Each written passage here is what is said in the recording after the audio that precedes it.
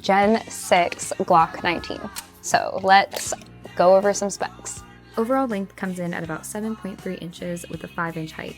The height includes the magazine, so it's compact but still large enough to shoot comfortably. The slide itself is also just about 1 inch wide. The Gen 6 also brings improved ergonomics. That includes the thumb rest and palm swell improvements, along with a new RTF6 grip texture and a more pronounced beaver tail. It also comes MOS. Gen 6 switched to a new optics mounting system that lets the optics sit lower and more secure on the slide, which helps durability and sight picture. And like every Glock, it uses the Safe Action system, which is the 3 built-in safeties that automatically disengage when you pull the trigger and re-engage when you release it.